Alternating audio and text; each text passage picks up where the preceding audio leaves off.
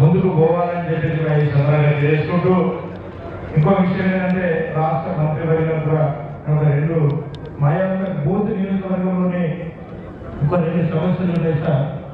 ఏదైతే బోధులో మన మందాపత్ర ఆసుపత్రి ఏదైతే అయింది అక్కడ ఏంటంటే క్యాంప్ స్ట్రెంత్ లేదు.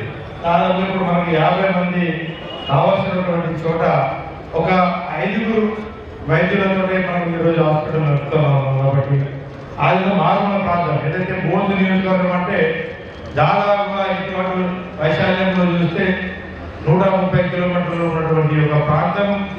అన్ని ఎక్కువ శాతం గిరిజనులు కానీ ఎస్సీలు బీసీలు ఇంకా అన్ని వర్గాల వారు ఉన్నటువంటి ఒక ప్రాంతంలో కొండలు గుట్టలు ఉన్నటువంటి ప్రాంతం. అక్కడ 108 104 పోకుండా కానీ ఏదైతే మనము నియోజకవర్గ కేంద్రంలో ప్రధాన ఆసుపత్రికి ఒక 50 మంది డాక్టర్లు ఉన్నటువంటి కూడా బాగుంటుంది. ఎందుకంటే ఇప్పుడు కూడా అక్కడ ప్రభుత్వ ఆసుపత్రి మన మంజూరు చేసినటువంటి ఆసుపత్రి నిర్మాణ దశలు పూర్తయ్యే దశలో ఉన్నది.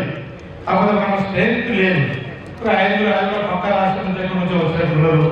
వాళ్ళు సగం మంది వస్తున్నారు, సగం మంది ఏమో లీవ్ పెట్టి వెళ్ళిపోతారు. అక్కడ గైనకాలజిస్ట్ కానీ ఇంకా పెడాలజిస్ట్ కానీ పిల్లల డాక్టర్ అసలే లేదు సార్. ఎందుకంటే మేము ఎక్కడ బయట ఆసుపత్రిలో పోవాలన్నా నిజామాబాద్ పోవాలి, నిర్మల్ పోవాలి. అక్కడ పోవాలంటే సరే కానీ అక్కడ భరించే శక్తి కూడా మాత్రం లేదు. అక్కడ ఏదైతే ప్రైవేట్ ఆసుపత్రులు ఉన్నాయో లక్షల రూపాయలు పెట్టి ఖర్చు పెట్టే స్తోమత మా ప్రజల దగ్గర లేదు. కాబట్టి ఖచ్చితంగా అక్కడ క్యాపిటల్ పెట్టేసి దాదాపుగా అక్కడ ఉన్నటువంటి ఆసుపత్రి మనము అందరూ మంచిగా తీసుకురావాలని చెప్పేసి కూడా అదేవిధంగా ఇచ్చోడ కూడా పిహెచ్సి నుంచి సిహెచ్సిగా మార్చాలి. ఇచ్చోడ కూడా హైవేస్ ఎవరికి ఉంటాయి. ఇద్దరు ఎక్కడ చేసినా యాక్సిడెంట్లు ఇక్కడ ఏదో పోస్ట్ మార్టం చేయాలన్నా మేము హైదరాబాద్ రావాలి. మాకు ఇద్దరు దౌర్భాగ్య పరిస్థితి మా బోర్డులో ఉంది సార్. ఎందుకంటే అక్కడ సిహెచ్సిగా ఉన్నప్పుడు అక్కడ పోస్ట్ మార్టం కానీ అవన్నీ చేసే కార్యక్రమాలు అక్కడ ఉంటుంది. కాబట్టి ఖచ్చితంగా దాన్ని సిహెచ్సిగా మార్చాలని చెప్పేసి కూడా ఈ సందర్భంగా తెలుసుకుంటూ అదేవిధంగా సిరికొండ మండలం నాకు సగం ఉంది, మన కన్నపూడి ఎమ్మెల్యే సగం మండలం ఉన్నది. మా ఇద్దరు పోతులు ఉన్నటువంటి మండలం మేమే ఇద్దరం పోయి ఆ యొక్క ఆసుపత్రి భూమి పూజ చేసి కూడా ప్రారంభం అయిపోయింది. ఆల్రెడీ పూర్తి కావస్తుంది. కానీ ఇప్పటివరకు ఒక డాక్టర్ కానీ ఒక నర్సు కూడా అనౌన్స్మెంట్ లేదు.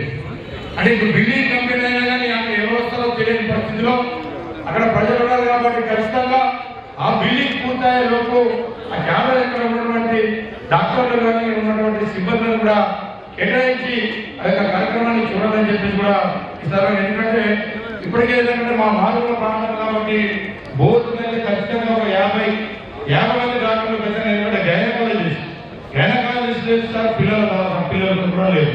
ఇప్పుడు ఈ మెయిన్ ఇదేగా సార్. ఎందుకంటే వాకడ ఉన్నటువంటి మానవ ఏదో వాగులు వాళ్ళలో నీళ్ళు తాగుతారు, బాగులో నీళ్ళు తాగుతారు. ఎప్పుడు జ్వరం వస్తుందో ఎప్పుడేమో బాధపడతారో తెలియదు. కాబట్టి ఖచ్చితంగా ఈ డాక్టర్లు కూడా ఖచ్చితంగా గైనకాలజిస్ట్ మరియు పిల్లల డాక్టర్లు తప్ప మనము తొందరగానే చేస్తే బాగుంటుందని చెప్పేసి కూడా ఈ సుందరంగా తెలుసుకుంటూ ఇంకా ఈ యొక్క కార్యక్రమం చాలా మంచి ఆసుపత్రి. దీన్ని కూడా మనం ఏదైతే ఇంత మంచి ఆసుపత్రిని కూడా ఎప్పటికీ కేంద్ర ప్రభుత్వానికి రాష్ట్ర ప్రభుత్వాన్ని కూడా కోరుకుంటూ ఇప్పటికే మా మహేంద్ర కూడా బాగా గొప్ప ఉన్నటువంటి వాళ్ళకి జోక్యం చేస్తున్నాడు.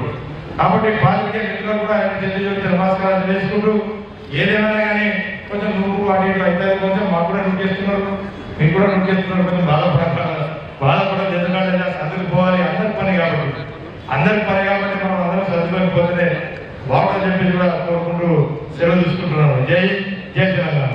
Local to global news at your fingertips. మీ చేతిలో ఒక ఆయుధం. Download R TV app. Media legend Ravi Prakash is back.